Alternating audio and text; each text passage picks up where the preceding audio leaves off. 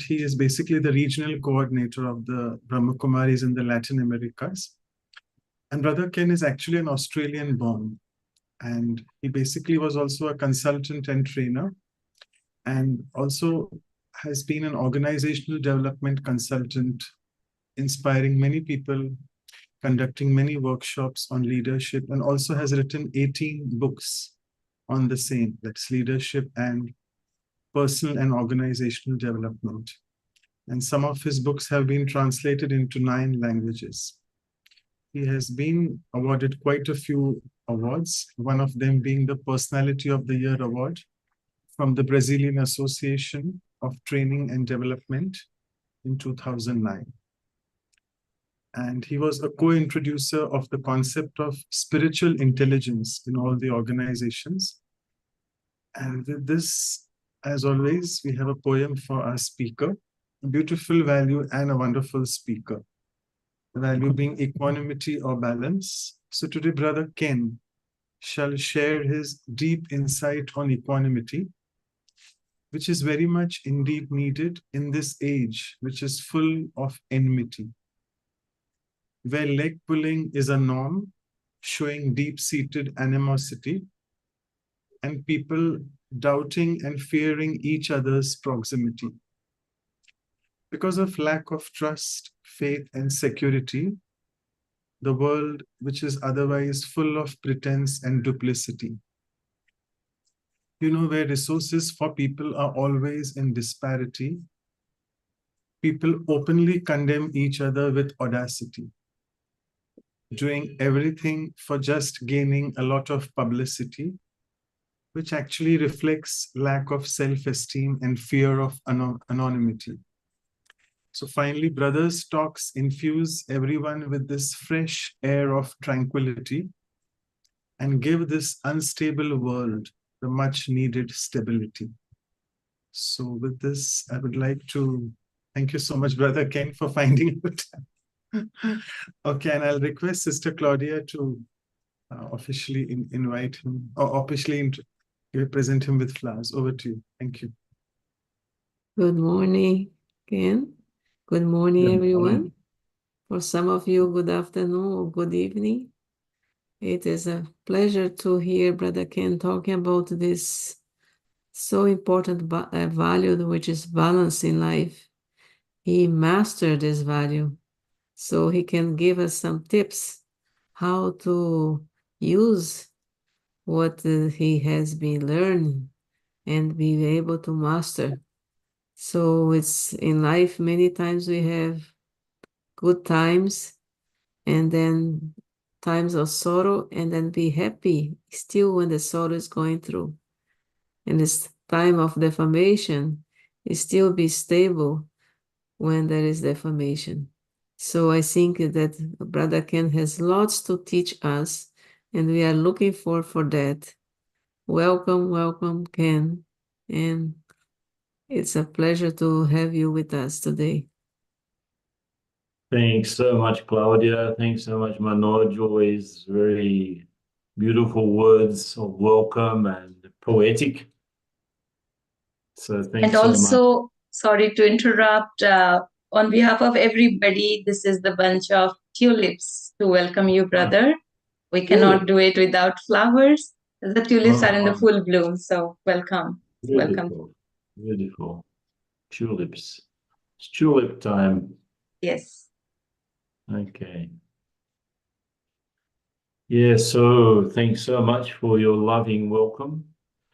I can't believe that this is the 89th edition of this program. It seems like it started just a few weeks ago.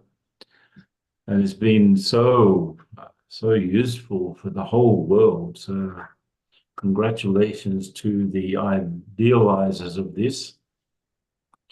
And this topic especially is very, very important. I think everyone would agree. There's a slight difference between equanimity and balance. The balance is a much more used word. Equanimity is not something that we have much experience of because it's such a crazy world that we live in, but basically I'll talk about equanimity first and then balance, because I believe that the real balance is exactly what is a state of equanimity. It means to remain equal. Equanimity means to remain equal. It means the same, no matter what's going on. It's sort of keep calm, keep your composure, keep an evenness of temper. It involves the ability to remain unruffled, unperturbed in the face of either adversity or success, in the face of praise or defamation, just to remain equal.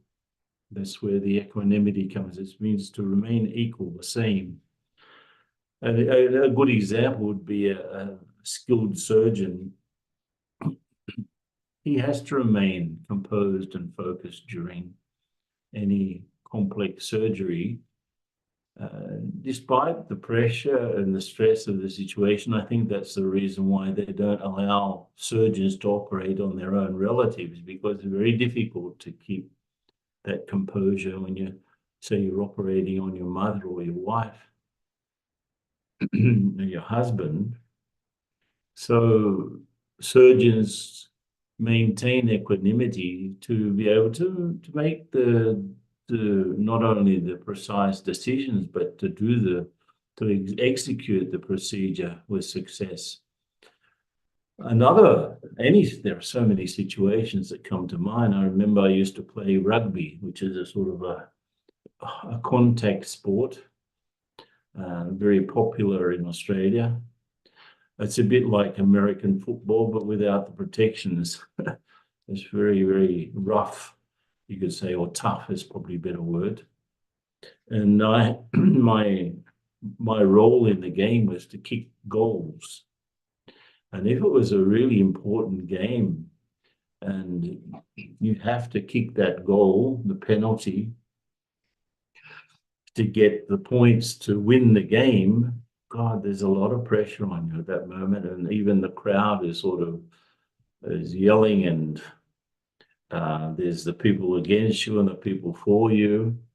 But to just keep the cool, no matter that sort of pressure that's on you, so that you can kick the goal and win the game. I remember another situation which shows the sort of thing that we're talking about. I was in Mexico. I'd been invited for a congress, an international congress on human resources. And I was one of the keynote speakers. And there were 3,000 people attending. It was a big congress, people from all over.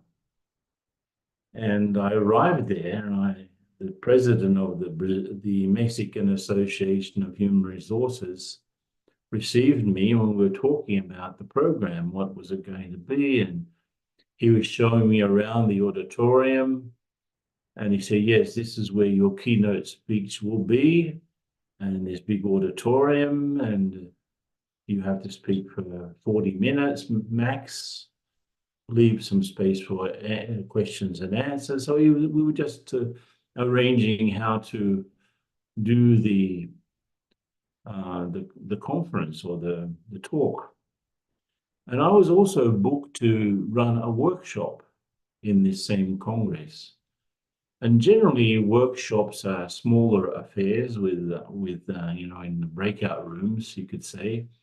They normally have workshops parallel to each other, and they sort of spread them over. It was a big convention center in Mexico City.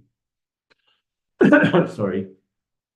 And so I asked him, okay, this is where the main talk will be, but where will the workshop happen? And he said to me, here. But isn't it too big for a workshop? And he said, no. How many people are going to be in the workshop? He said 3,000. So I thought, what? When you expect a workshop means interactive, right? You have to sort of do some group dynamics and this to keep people entertained a bit. giving a talk is easy, but to do a workshop, you have to be more involved. And I thought, my God, you want me to do a workshop with the 3,000 people in this room? So I just thought, okay, this is happening. It's meant to happen. I didn't know, but if they believe that I can do it, I think I can do it. Especially we in the Brahma Kumaris, we have such experience of being in unexpected situations where we have to immediately perform. We have to give a talk. Suddenly we get interviewed and we have to organize our thinking immediately so that we can respond in a correct way. Especially, let's say you're on live TV, you don't have time to sort of fix up your notes or anything, right?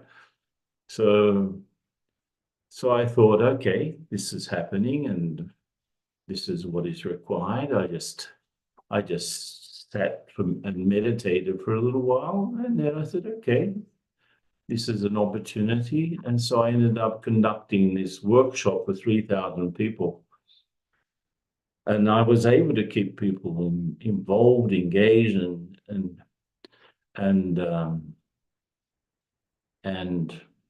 understanding things. And you know what helped me when I stopped to meditate?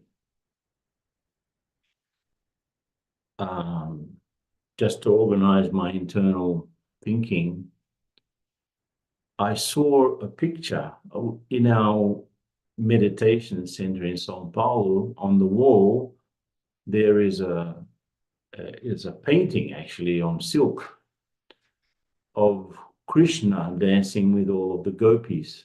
So each of the gopis has their own Krishna. So it's like he's been duplicated, he's been multiplied. There's a multiple Krishnas dancing with each of the gopis, who are like the girls that the young girls who were fascinated by Krishna in the mythology.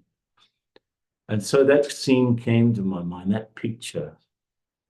So it actually means that the connection that we have with the Supreme, with God, what was coming through is that I have to dance with each one. Doesn't matter, everyone will feel okay. So I became immediately calm. I didn't get nervous at all, once I saw that scene and once I was fixed up. So I didn't lose any time.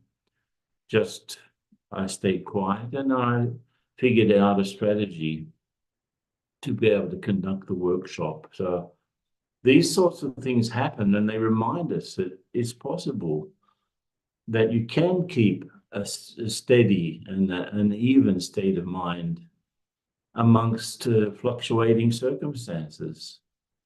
In that state of equanimity, we are less likely to be overwhelmed or overpowered by positive or negative experiences. We can put those things to the side. We put questions to the side. We put doubts to the side. We put any strong feeling to the side. And then I can stay centered and grounded, even when the situation is challenging. And this is the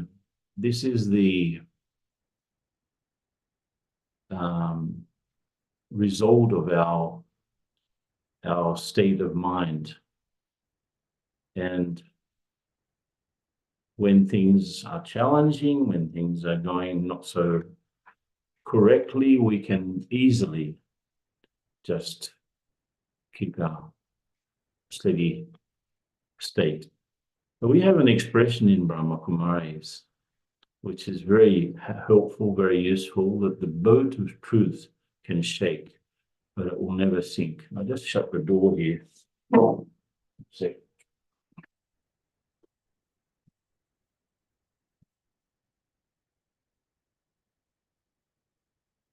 Some work going on the other side of the building here. So this boat of truth can shake, but it doesn't sink.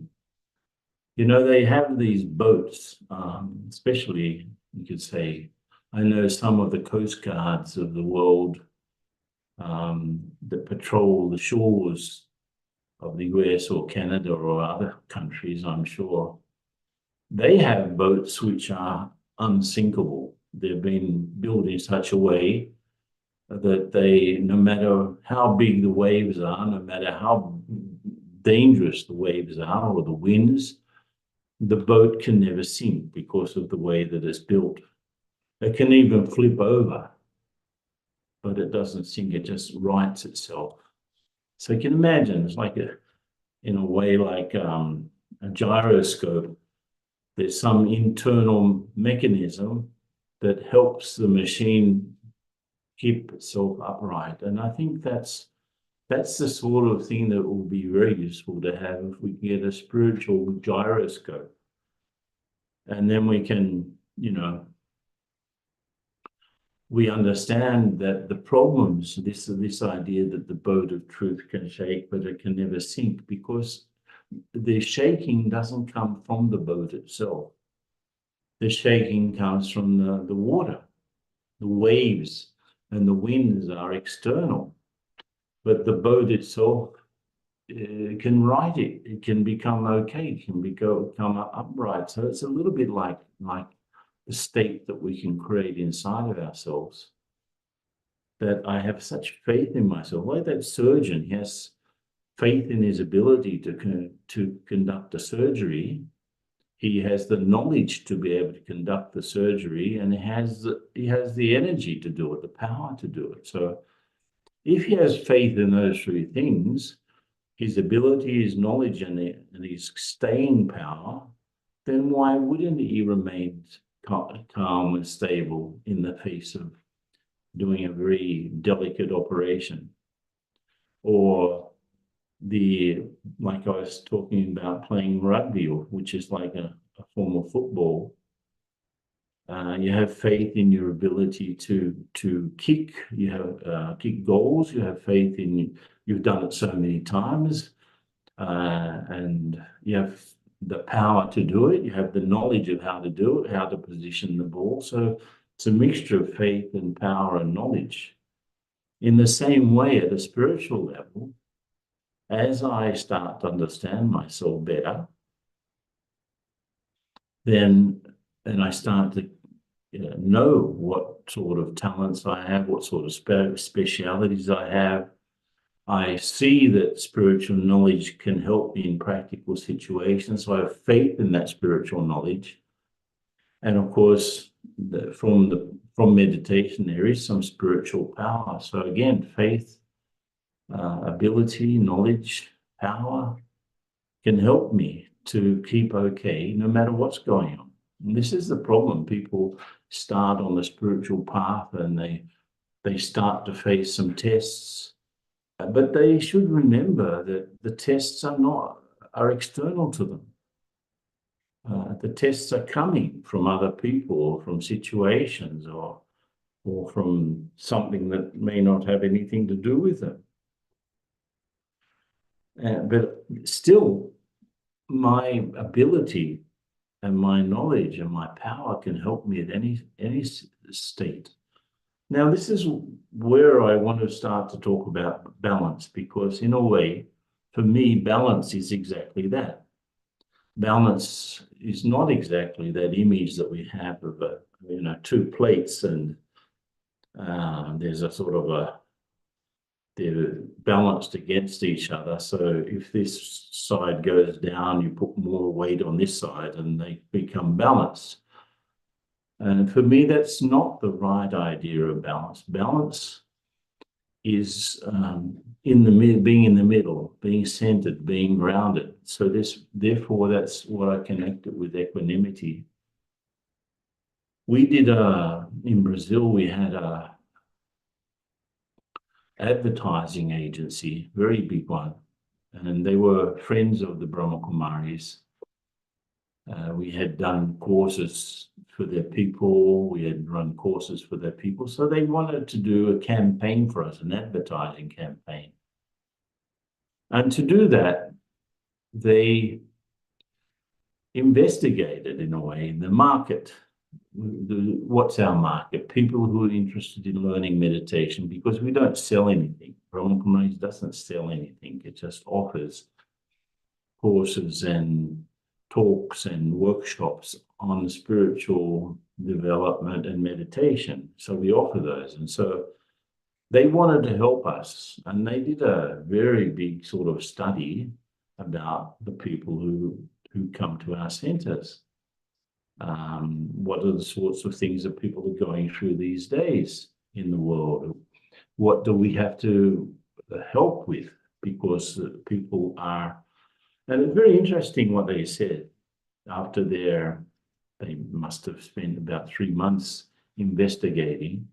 And then they came back to us and said, look, your public, the ones that are interested in meditation and spiritual development, they don't necessarily want to transform themselves. So what they want is balance. So you have to start developing programs that help them with balance. And so we have a program of different courses and workshops that we've developed since then. It's called the Balance in Life program, exactly because they were saying that people want balance. People want balance. I was in a seminar, I would say about 20 years ago, must have been, in Washington, in the USA, near Washington Airport. And it was a very big drug company, a multinational, American multinational. And there were about 60, I suppose. They got all of their human resources managers from all around the world. And they were working on they wanted to develop their values. And I remember their values. One was service, the other was leadership, the other was respect, something like that. They wanted to do some work with their human resources people and to get them to, to understand and to become more sensitive to these issues. I remember there was one guy, he very, very sincerely, he got up and he said, look, my main challenge is to balance my family life with my professional life. I mean, I'm been so busy at work that I'm just watching my family grow up. My kids are growing up and I'm hardly there for them because my attention is totally on my work. And of course, you would say, well, that's your fault, right? You are the one that determines how you should prioritize your things. But even then, he was very concerned because he was trying to balance these things. And then you add a few other ingredients. Let's say I'm trying to balance my professional life with my family life, with my spiritual development, with my need for exercises, physical exercise and so on, going to the gym and all of these things. And it can easily become like 2 or 3 or 4 sets of jigsaw puzzles where you're trying to fit the pieces together. All of those things are very rarely synchronized. But the challenge is not to conciliate or reconcile one thing with the other. It's to become one person. This is what I told him. You have to be the same person, whether you're at work or whether you're with your family or whether you're at the gym or whether you're going to your spiritual sustenance place, the church or wherever. You have to be the same person. Don't try to be many people. Don't try to, but have this nature of yourself. Because if I can define what it is that unites all of these different pieces, that I'm not one or two or three or more characters, but I'm just one person with one set of values. And it's the same set of values that I adapt in each situation. And if I can define, therefore, what it is that unites all of these different fragments, and I can see where each of them fits, I'm really taking a huge step towards a balanced and a more joyful life, actually. So I remember a friend I had in Australia. He was, this was again so many years ago, we were very quite close. So I've lost contact with him over the years, but we were very close. And at that time, I remember a conversation that I had with him. He had been married already 3 times. And he had one child with each of the women. And each of those children were living in a different state in Australia. So you can imagine how complicated it was, his life. But in his professional life, he was absolute success. He was really a successful businessman. But of course, his personal life was a disaster. Because obviously he wasn't able to balance things. And he already had 3 wives, and now I don't know how many girlfriends also he'd gone through, because he had such a nature that wasn't easy for people. He was very sort of rough person. So not easy to get along with it. So it's easy to understand how come he ended up not being happy in his marriages. But I asked him, okay, you've got all of these different pieces of your life that you have to juggle with. There's your family and your work, here are your friends, here is the time that you have to have leisure, here is the time that you have to have to look after your health, go to the doctor and this and that. There are all many different pieces in this jigsaw puzzle that we call life. And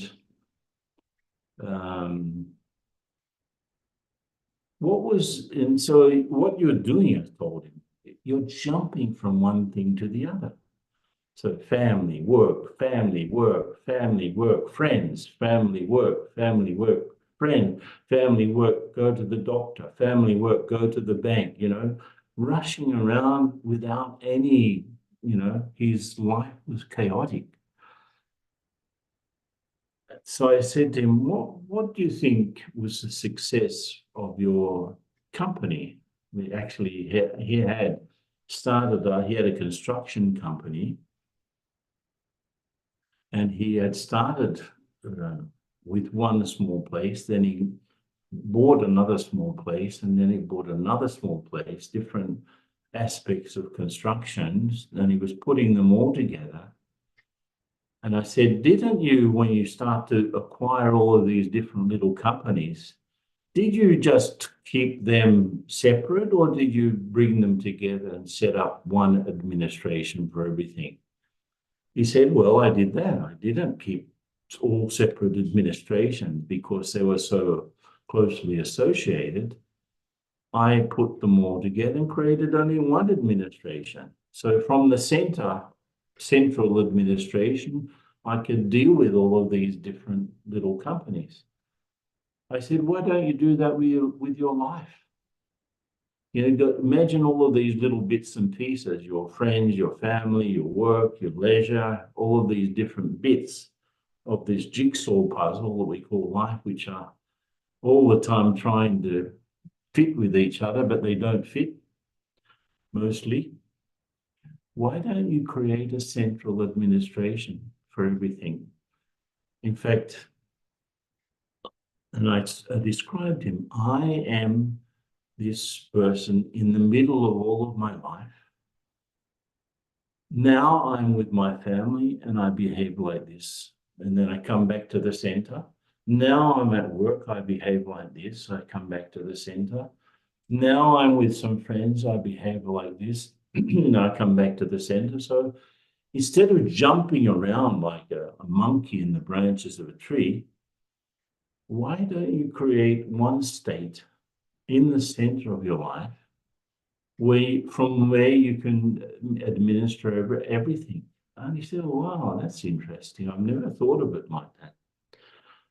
Because what happens is you are a different, I'll change the time, I'll change the person here. I am a different person in each different part of my life. No, I am the same person in each different part of my life. And therefore I will economize energy, I'll economize thinking, I'll economize time if I am the sinful figure doing everything instead of trying to be different people in different situations, trying to fit in. Of course, that's impossible, right? So for me, balance is not taking from one side and putting it on the other side. Like I eat too much for 1 week and then I fast for 1 week. No, that's not balance. I work without stop for 3 days and I sleep for 3 days. That's not balance. I give 1 week to my family and I forget my work, and then I give 1 week to my work and I forget my family. That's not balance. So it's not taking from one side and putting it into the other side to make it balance out like that. No. It means to go to the center of things. This is why there's a connection between equanimity, which means being rounded and centered, no matter what's going on. It's the same as the sort of balance that I'm talking about. I am steady and stable no matter with whatever I'm dealing with. I think if you did a survey in your workplace, all of those who are listening in, or even with your family members, and I've done it before, you ask people, I've done it in workshops, what is the most important thing in your life? Mostly they would say family. And then you ask, okay, on the other side of the paper, write down to what do you dedicate more time? They will still work. So on one side, the most important thing is their family, but in fact, the time-wise, it's not. Time-wise, it's actually their work, their professional work. How many marriages have been destroyed because of people not being able to give enough time to their wives and children? And on the other side, how many people have lost jobs because they've had to dedicate more and more time to family and children? And so they lost out. So I have to be one person in the middle of my life dealing with all of the different things. And then what happens is that if I understand that I am the spiritual being in the center of my life, now I'm with my family, this is how I should act. Now I'm with my work, this is how I should act. And I start to see that that is the consciousness that unites all of the different fragments, all of the different pieces of the jigsaw puzzle. I will see where each one of those pieces fits, and I'm actually taking a huge step to being balanced. And in fact, if there's any pressure that comes, it only adds, the pressure actually only adds to the pleasure of living, because I'm seeing and I'm realizing, experiencing my own potential. That's why a useful exercise, and we can do it now. Just imagine, I want each of you to take a piece of paper, and I'll also take a piece of paper here. And in the middle of the piece of paper, write the word I, like this.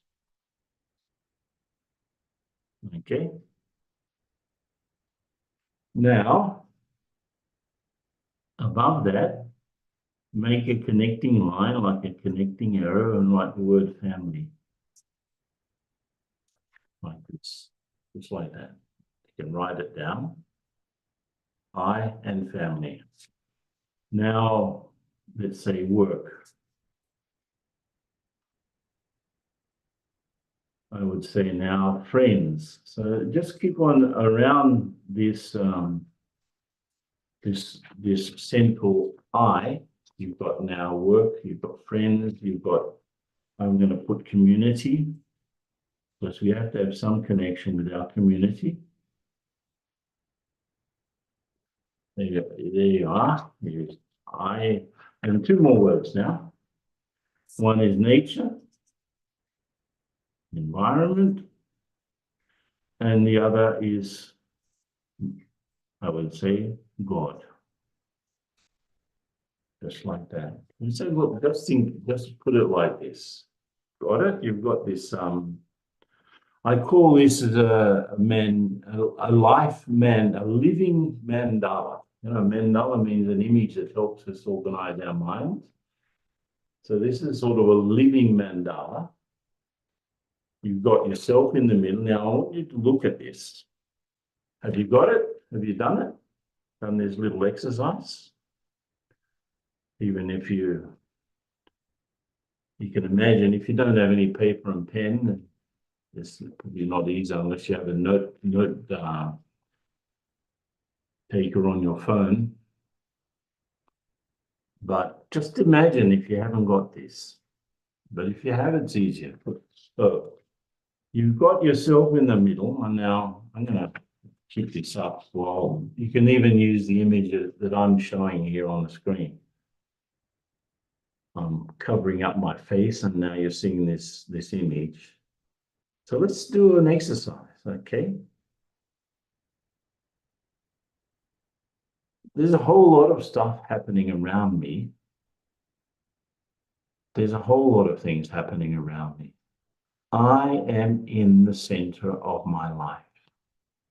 And there are different pieces to the puzzle.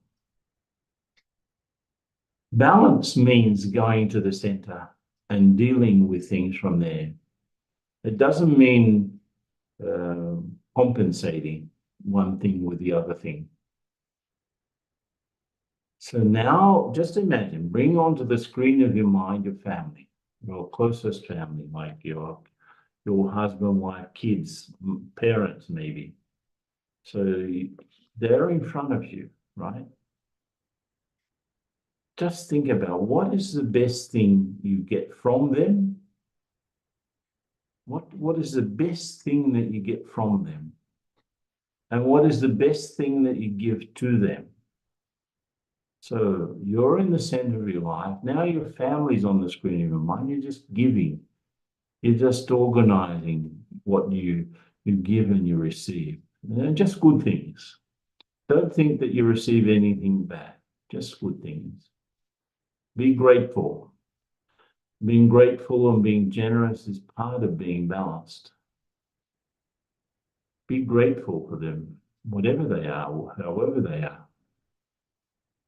Now bring your work in front of you. Now you're looking at your work, the sort of work you have, even if you're just working from home.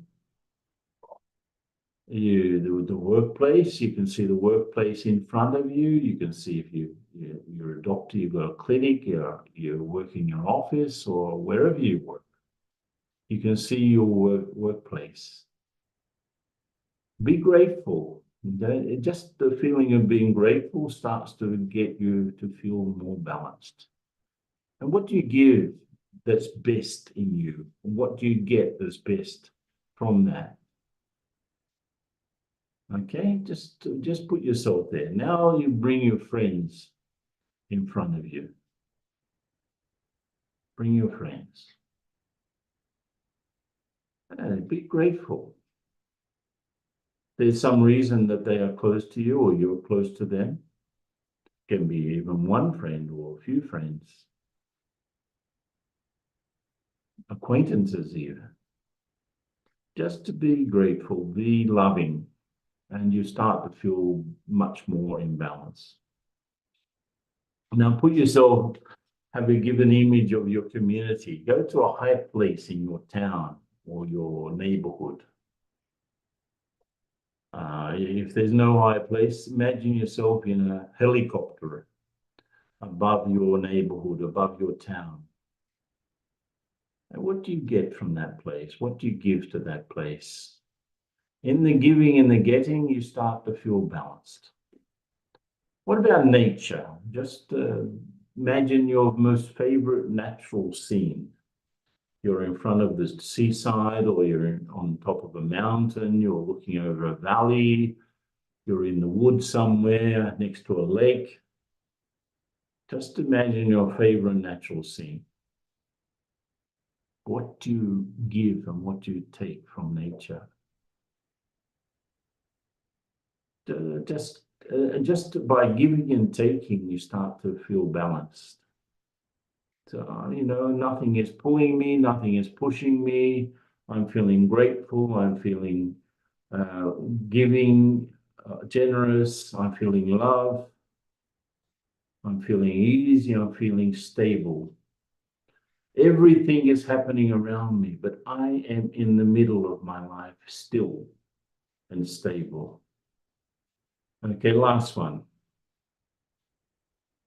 I know I can do this without the page, right? I'm now just very, very, I've become the spiritual being that I am.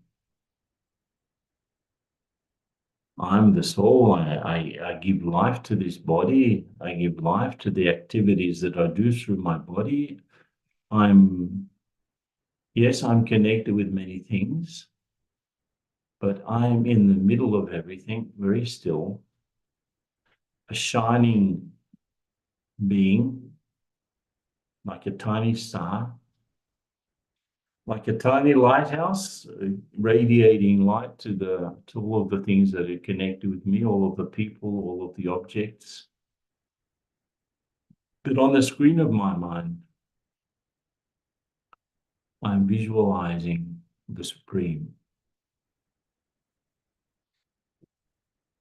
I'm visualizing, you can see in the painting behind my head, that is a representation of God. It's like a source of light, a source of spiritual light, a source of love, like that.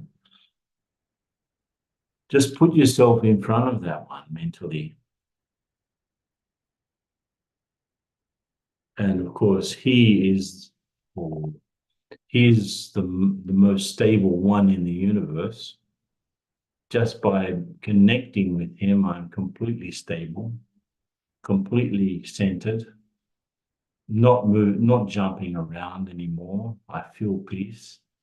I don't particularly have any desires. I feel content. I'm not divided into many pieces, so I feel strength. And what do I get from that one? I get the possibility of becoming stable. And of course, stable and balanced, and you can't have something that's balanced, which is jumping around. It has to be stable.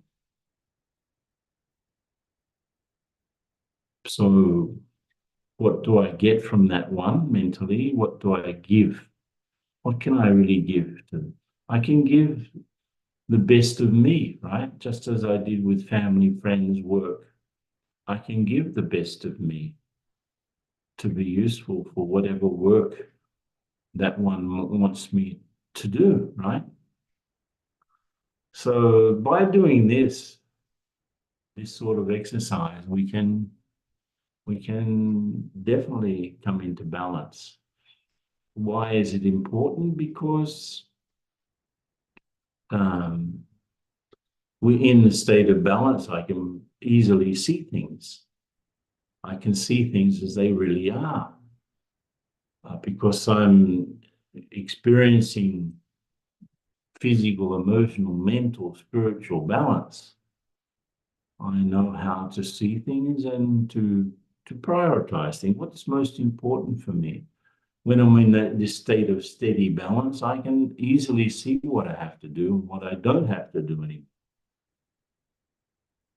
I can easily allocate time better. Like people complain about they're giving more time to this and less time to that. It's the problem is actually not. We say that I don't have enough time. That we hear people complaining all the time. I don't have enough time. There are too many things to do. No one helps me. I don't have enough time. But in fact, you know what it is? You don't have enough time because you don't have focus. And you don't have focus. You know why? Because you don't have love for yourself. And if you really knew yourself, then you would automatically have love for yourself. And if you have love for yourself, you'll know how to allocate your time properly. More, I need to dedicate time for this, and less time to that, and more time to this. I start to understand the importance of real mental rest rather than just physical rest. Because I am more balanced, I don't think as much. I don't need to think as much. And if I don't need to think as much, I don't get as tired as I used to. So I start to reduce stress. I start to reduce, I start to give importance to more healthy relationships with people, because a healthy relationship also keeps me in balance. Because if it's a healthy relationship, I don't need to think too much. I don't need to speak too much. It's when it's not healthy that I have to explain myself, I have to ask questions and so on. So as I become more steady and more balanced, my communication skills get better. I start to understand my purpose in life. What am I here for? What are my specialities? How can I harness those specialities and get them working for me? And also how to let go of the past and make preparations for the future. Why should I dwell in the past? It's not going to help me to stay balanced. The past is not here anymore. The only thing that's important about the past is the lesson that I should have learned. If I don't learn the lessons, I am stuck in a way. So what are the sorts of things from the past that still hold me? I want to be here, but my past is holding me there. No. I should be here, and thank you, past. You have taught me many things. Congratulations, but I am here. And then, of course, preparing for a future that I, there are three things that can happen to me regarding the present and the future. I can be moved by things because I don't have control of myself. I can move things in the direction of my choice, or I can simply just react and act and react and react and act and react like that eternally. So in a way, balance is at the heart of self-care because it helps me to overcome challenges. So these are sorts of things that, we need to keep in mind. I'd like to know if people have any questions, then we can dedicate some more time for questions and also for meditation. What do you think, Manoj? Yeah, so you still have 10 minutes to go for the talk if you want to carry on. Then we have 10 minutes, 15 minutes for the question and answer. It's a 1.5 hour session. So do you want to take moments? Yeah, okay. Well, I think if people have questions, I can start now because I prefer to give more time to that. Sure. Okay. So but otherwise, I can give some more examples, but I'd like to give the examples as answers to questions rather than just me carrying on. Yeah, no worries. So we'll take the questions. So thank you so much. Amazing. It was like the living mandala. What is this mandala? Someone is asking. Even I could answer. Mandala means some image that helps your mind. Okay. So I've got an image here that I've drawn, this helps us organize ourselves. So it's like I call it living a life mandala, you could say. Okay. So a very nice comment. Someone has said that, as you said, constantly go to the center, be grounded and be focused on something, and then that will help you to balance out. So the sister is saying that I also go to the center, and that center she means is the BK center, the spiritual center. It's a nice corollary which she's given, that yes, when I go to the center, I really feel very much calm and very focused and grounded. Here comes another question, which is a very big catch. I mean, a person is asking that you all at Brahma Kumaris teach a lot of detachment to have a balance and equanimity. So I am not able to detach myself from whatever I am doing. So do you want to speak a little bit about how to practice detachment and what is the exact meaning of detachment? That's a good question, because if you're attached, you don't have control, basically. It means something is holding me, or I'm holding on to something, or something is holding on to me, and I allow that to hold on to me. So of course I don't have any autonomy if I'm holding on to something which is not me. Let's say I'm holding on to someone else who I can't control, right? Mentally, I'm stuck. If that person oscillates,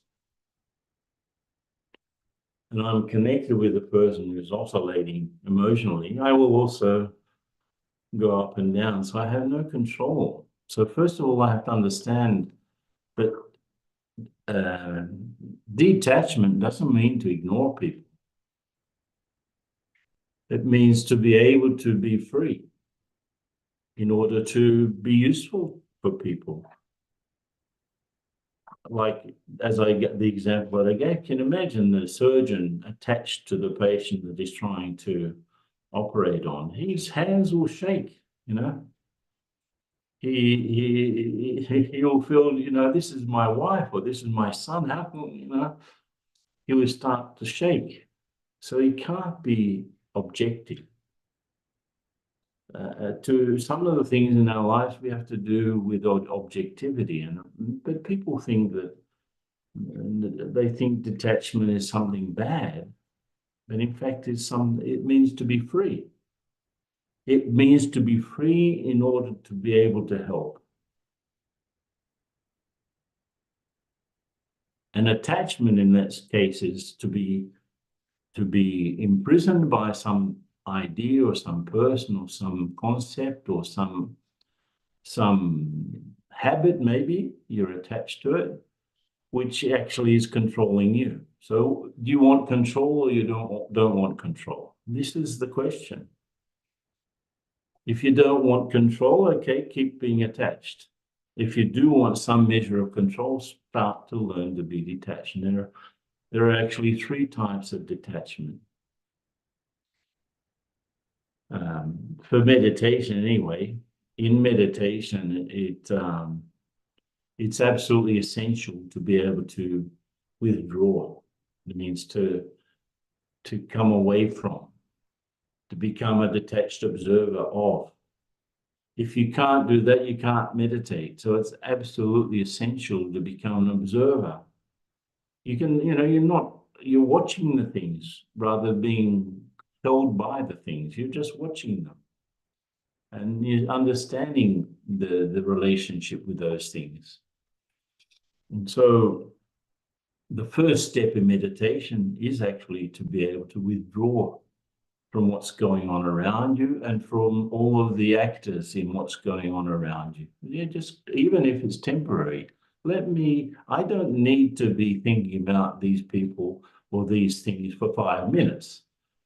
Let me be free for 5 minutes. You know, let me not think about anything else, but let me just concentrate on the experience of meditation, because meditation means to be able to go beyond what's happening around you.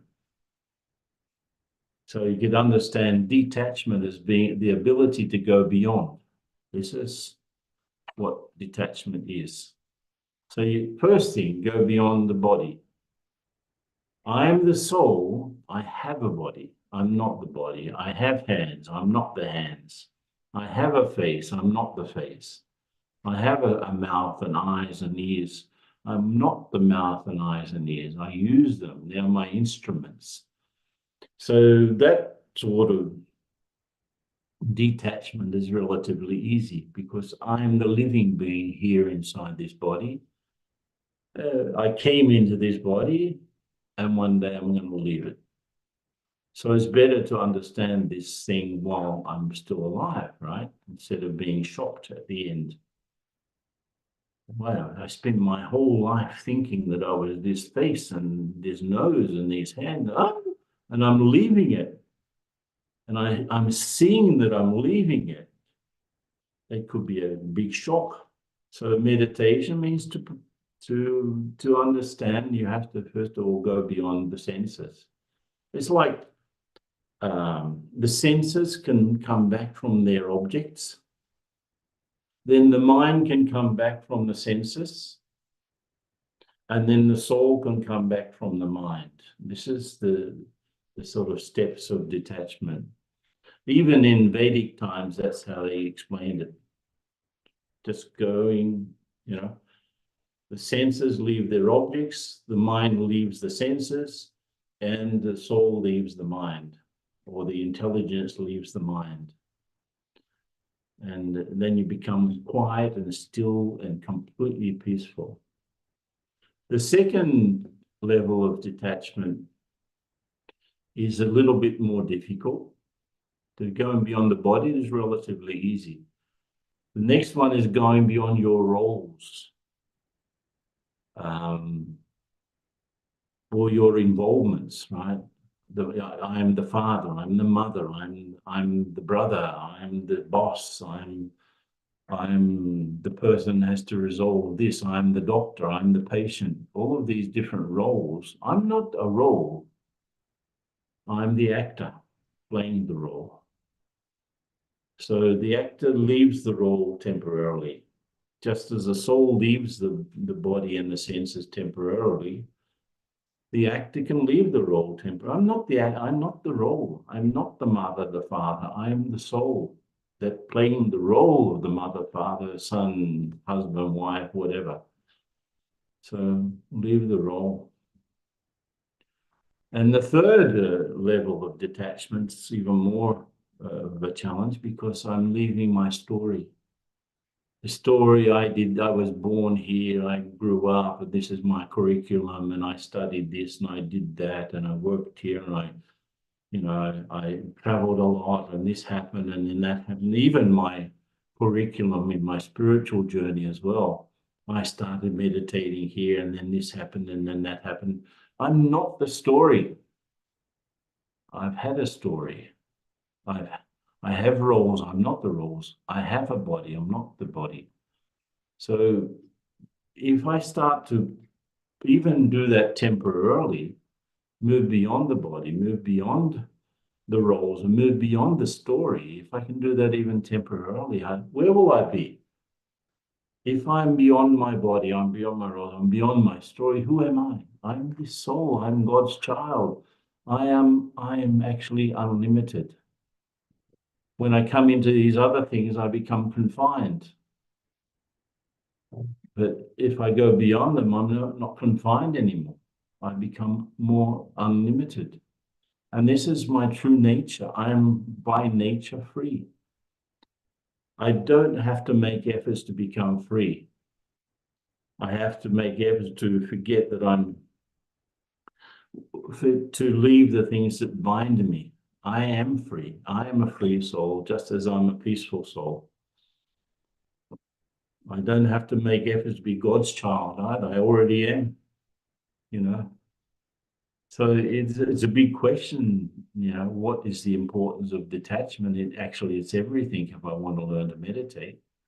It means to go beyond what's happening around me and to understand what I really am, who I really am, without these other confinements. Anything else? Yeah, well, that was very wonderful, the 3 levels. And if I could say it in Hindi, in Brahma Kumaris, we are taught these Vyakti, Vastu, and Vaibhav. So Vyakti is your roles, the persons, and all those get detached from that. Vastu is your objects which you are attached to, detached from that, and Vaibhav is something like your status, your name, your fame, wealth, whatever. So as you rightly said, leave your story behind. So you beautifully explained detachment. It was the need of or I think detachment in some way is very closely related to having equanimity. Well, the other question is very interesting.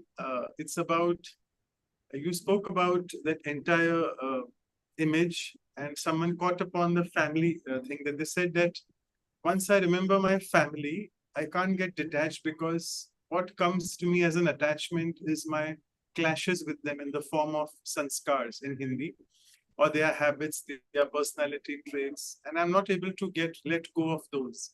And there's constant interference in my mind because there's a tussle going on that he or she's like that. So how do I, again, it's a little bit close to detachment. How do I sort of let go of that sanskar of theirs? I understand. Sanskar. You have to first of all change your vision a little bit. Because if you try to become detached from a negative thing, it's going to become a struggle. So the first step with family members even, you have to think about their value, because they're not all bad. They must have, people are not intentionally bad, hardly ever. They're sort of under the influence of something or the other. Even they're under the influence of their sanskars, the characteristics, their personal characteristics. That's what sanskars are. So just as I'm under the influence of my sanskar, my negative sanskars, and I would love if people could understand me and have compassion for me, right? Let me do that. I first have to look for virtues. Then, because virtues are not sort of so much interlocked, they're not locked into each other. If I see someone's virtues from my state of virtues, there's no prison there. So the first thing I have to do with family people or close people or even work, I may hate my boss. How can I feel balanced thinking about my boss, or thinking about my co-workers? There's someone at work who's really jealous of me. How can I have love for that person? The thing is that if I really love myself, I have to start to learn to love others. Because if I love myself and I'm not able to love others, it becomes arrogance very easily. So when I'm looking at family members or work colleagues or people from my work, whatever, even my patients, if I'm a doctor, clients, if I'm any sort of a professional person, or I'm selling something, I have to, first of all, see virtues in the people I'm trying to become detached from. Because otherwise, if I'm seeing defects, forget about it. There's that famous story about a guy who wanted to learn to meditate, went to some sage, and the sage says to him, look, sit in a quiet place, just observe things around you, but whatever you do, don't think of red-faced monkeys.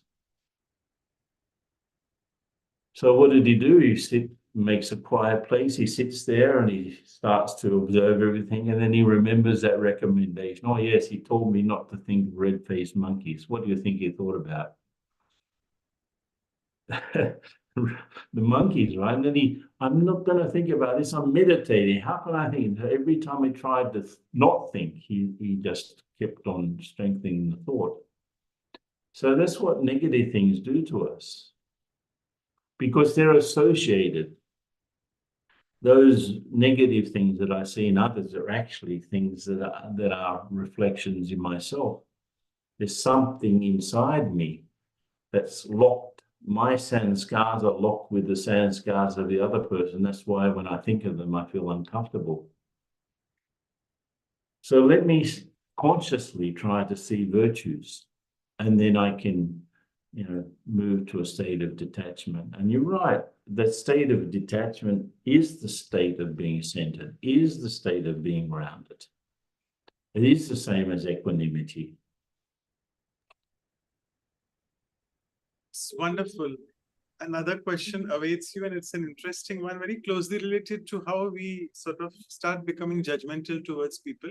So it's how can we convince people who are not even able to understand the importance of transforming their own thoughts, and they keep slipping into their old patterns of thinking. They get easily affected by challenges, and my level of equanimity is tested during those challenges. So how do we convince people? Yeah, I think it's not easy because it's such a thing that you can't convince people just by speaking about it. You have to be there yourself.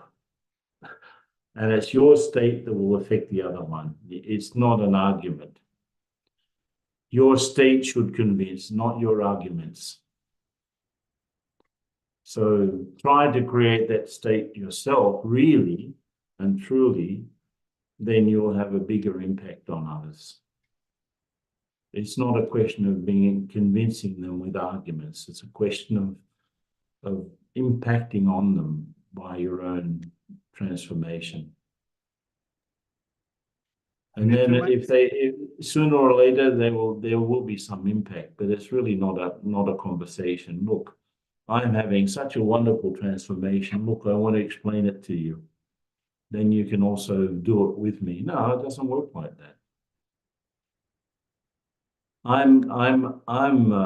Let's say I am a living light, and I have to give that light to others. If I don't have light, I can't give it to others. I can talk about it, but I can't give it.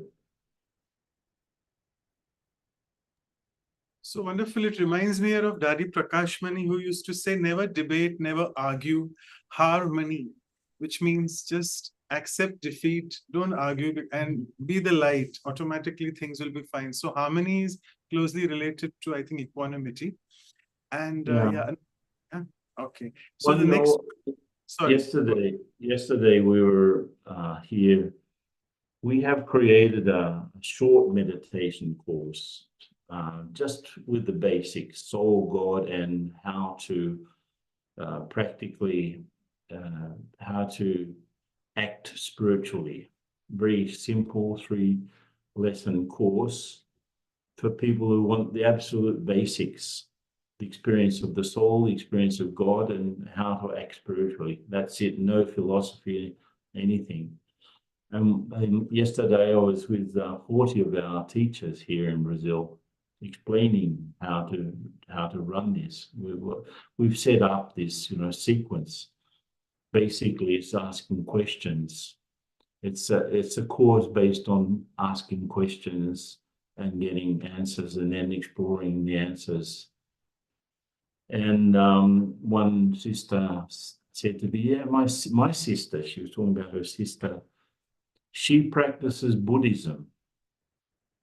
And because of so many, very drastic things that have happened in her life, like she got divorced and one of her children died, that sort of thing, she has found that her practice of meditation is not enough, because the practice that she was doing was just sitting and observing, right?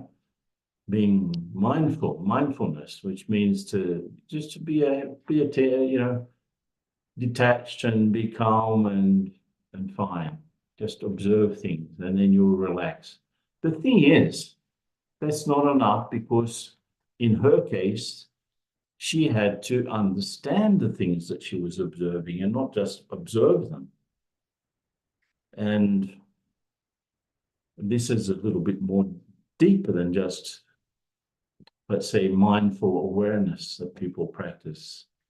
You lose your job and you're practicing just mindfulness. It's not enough to help you understand it and to deal with it. You can become calm, but it doesn't help you to understand and to react properly.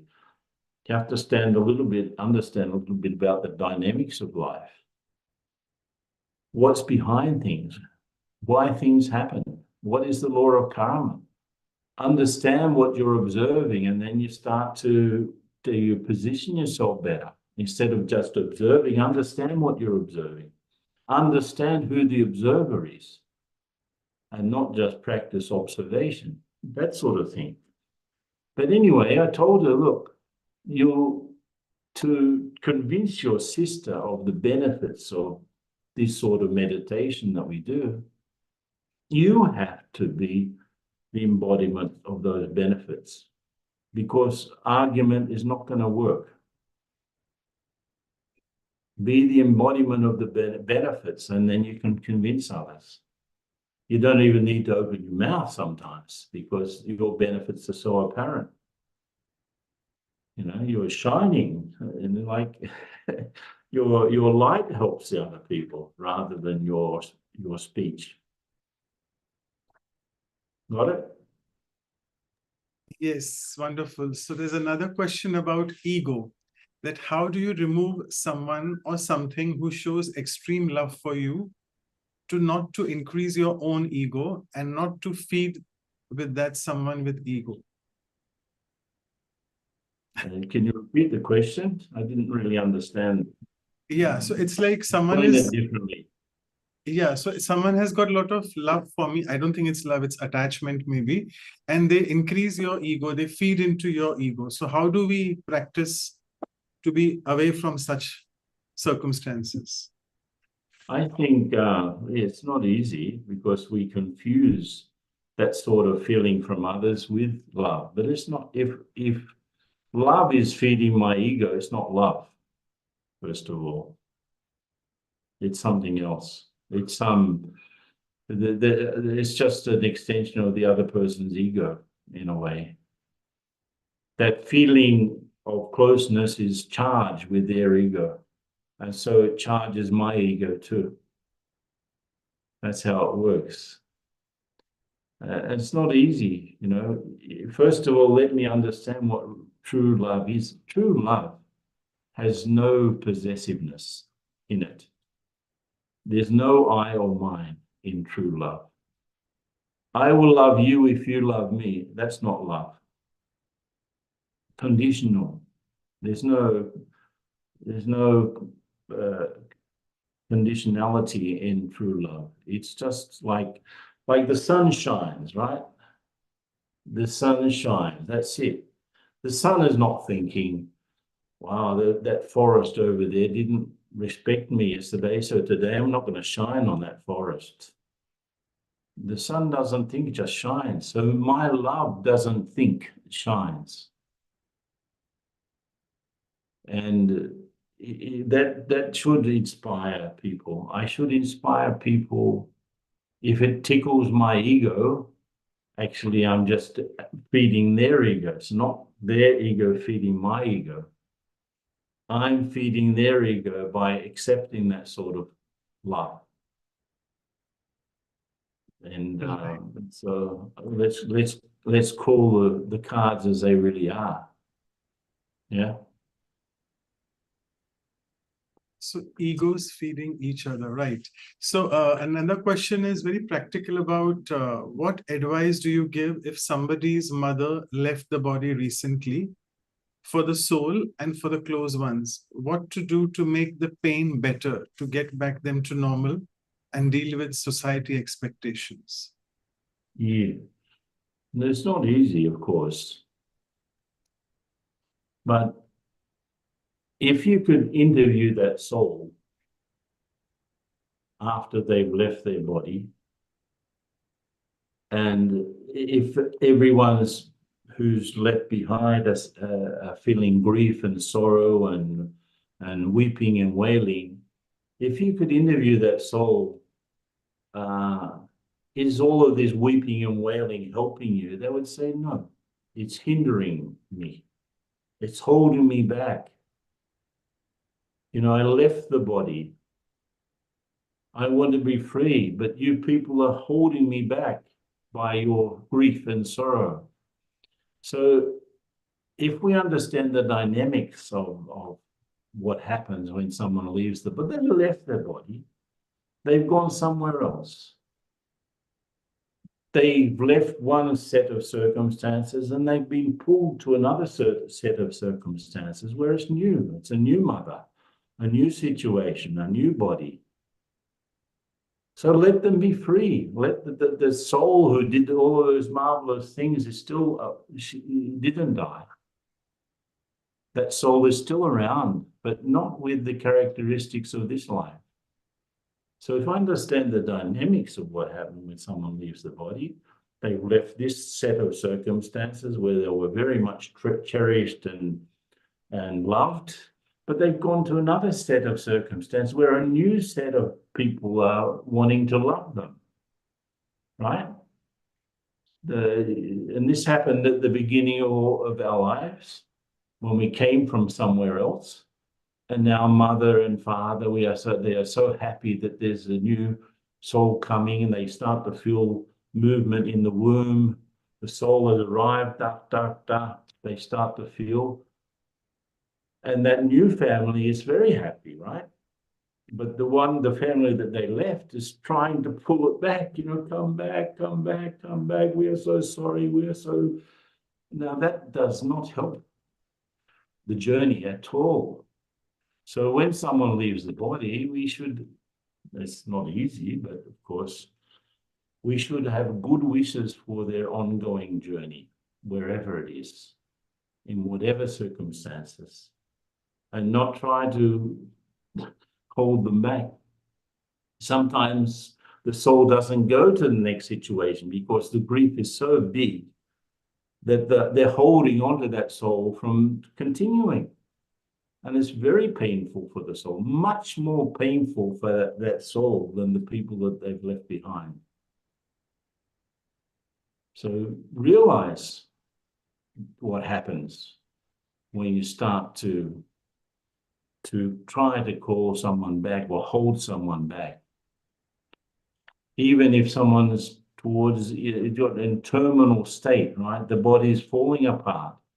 And the family members are trying to do everything to keep the soul in that body. It's not very comfortable for the soul at all.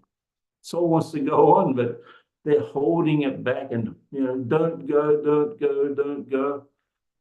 Do you remember where you were last birth? Do you remember what your set of circumstances were? No, no one does.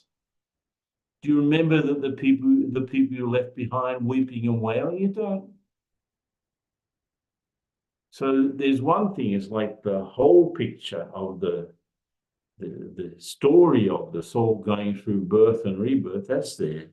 And then you have these peculiar circumstances at birth and at death, where there's a lot of confusion. Even when you take birth, you come out of the womb. I mean, in the past, not so much these days, but the first, welcome to the world. They give you a slap on the back of the, welcome to the world, new baby. Not very comfortable. We should be more comprehending of the whole process. And then we know we can truly show love by sending them good feelings and not selfish feelings of wanting them to come back. Is that okay?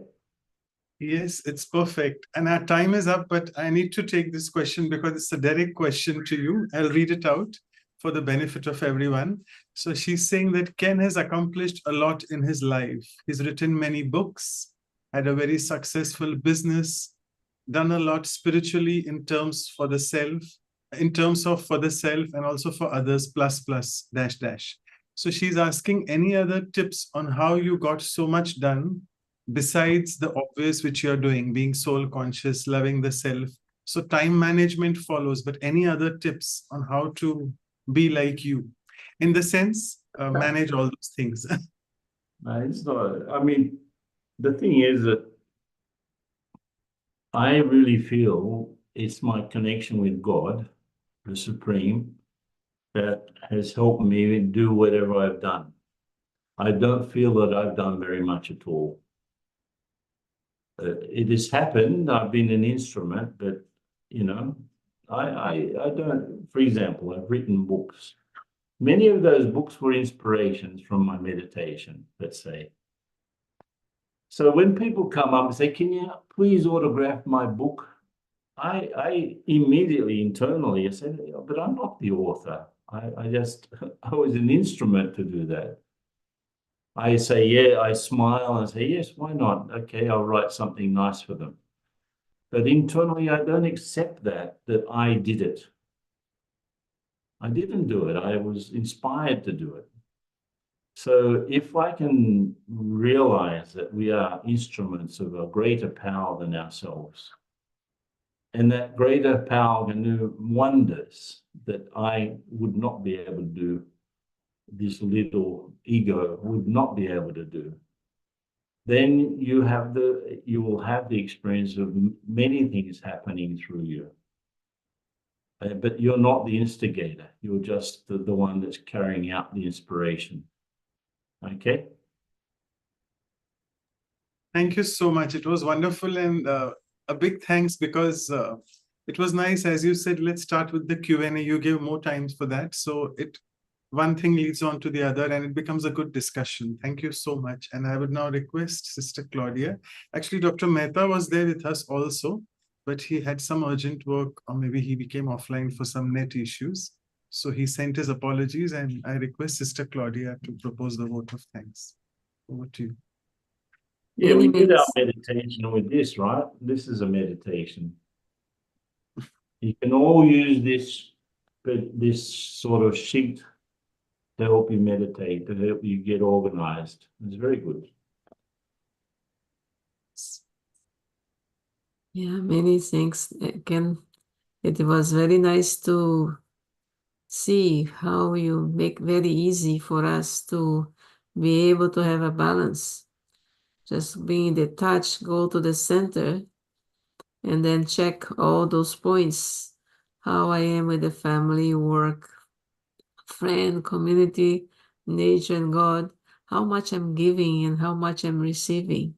So when we can detach from, like you said, to have those 3 levels of detachment and be able to see the I, the soul, how I'm living, that is going to bring us balance.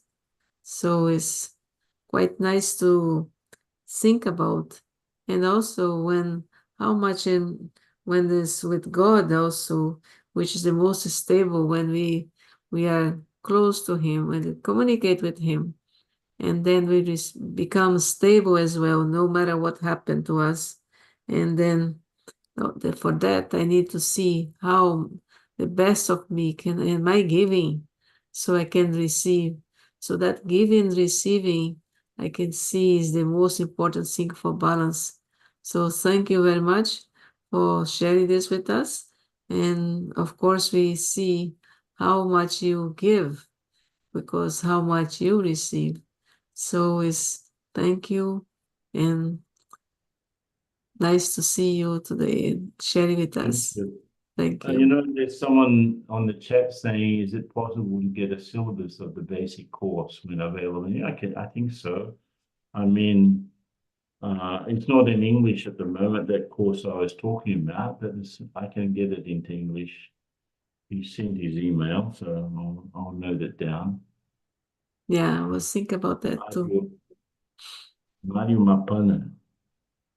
That's wonderful. Even I could send you an email. Please send it. We can share it with people. So thank you so much. And that shows your level of commitment. While in the talk itself, you're doing that work. Fantastic. I'll just request. In the meantime, Sister Anu, you can just please do the announcements, the photograph as well. Thank you. Over to you. Sure. Yeah, thank you so much, Brother Ken. We all have so many facets, the sides to understand to the balance. I love it that you said become the embodiment of the benefit of meditation, not by speech or argument. Thank you very much. And our next program is the workshop on equanimity and balance, as we always do after 1 week. That's 4th of May, Saturday, morning, same time, 7 a.m. is West Coast, US, Canada. So we'll have first hour, the experiential exercises, and then we'll have Sister Sarah from Cambridge, UK. So she will take us through this beautiful, insightful talk and meditation on the same topic, equanimity. So please join us then. And we'll have our silence retreat in the next weekend itself. So that is 5th of May, 8:30 a.m. for Sunday for India time. So that is for BK students, based on the Brahma Kumaris teachings. So you're welcome to join and experience it. And our next session of Values for Life series is episode 90 on curiosity. In Hindi, it's Jigyasa. And for that, we'll have our very senior Didi, Sudesh Didi from Gyan Sarovar, the headquarters of Brahma Kumaris in India. She's the joint administrative head of Brahma Kumaris at the moment. So she will take us through this beautiful topic, and that would be on 11th May, Saturday, same time, 7 a.m. West Coast, US, Canada. You can get more info on our websites. That's vihasa.in and vancouver.brahmakumaris.ca. All our videos in all different languages you will find on our YouTube channels, as well as these are the playlist links, as you can see on the screen. So thank you, everyone. It's beautiful to be with Brother Ken. If we can have a photograph with Brother, then you please open your video. Whoever likes to be with Brother Ken. And remember, today's session, powerful, beautiful, then switch on your view now. Thank you. I got it. Thank you very much. So thank you, Sister Anu. So we'll now move into the meditation with Brother Ken. And do you want us just drishti or some commentary, whatever you say? Yeah, I think so. Just not too much commentary, but just everyone just observe what's happening around you at the moment. But fix things in their places, people, objects, even things that are not present physically in front of you. Leave them for a few minutes. Everyone's doing their own, playing their own role, but me also. So I just can observe everything, and then I notice there's a connection with things, but I can also be free from anything that's in front of me.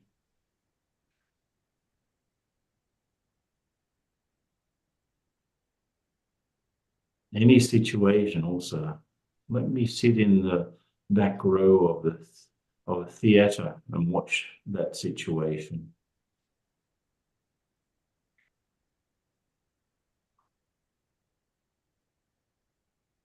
Those things are happening, but I'm also the soul. I'm this living, conscious being in the center of everything. Stable, steady, still.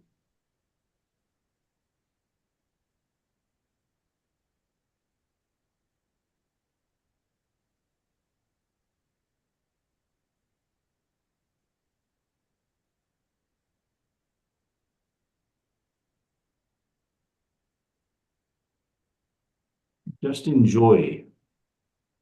So when I look outside me, I see the world around me. When I look beyond here, I see myself in front of God.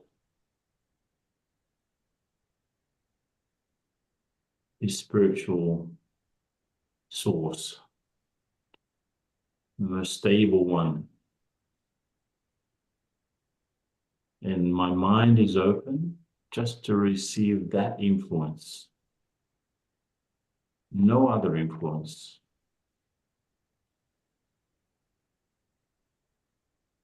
That power is coming into me and activating my qualities of peace, love, contentment,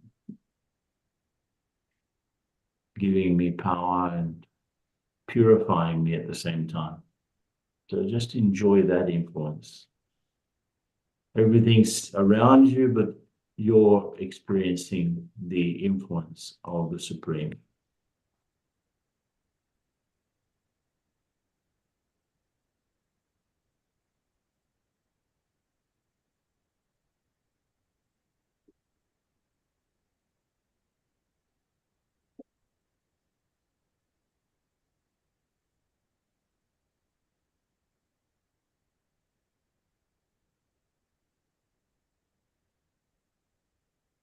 Receiving and now retransmitting.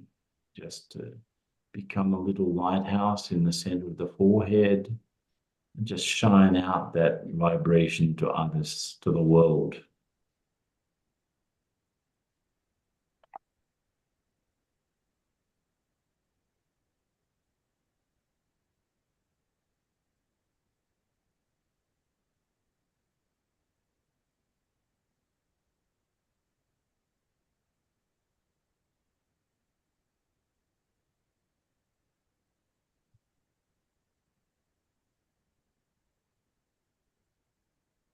You can go into that state whenever you want or require. Let's come back to our different surroundings. Okay, Om Shanti. Santi. So thank you so much once again, Brother Ken, and also thanks to the entire VFL Values for Life team, the interpreters, the recorders, and all the participants for being there. Thank you. Thank you so much, everyone. Thank you. Bye-bye.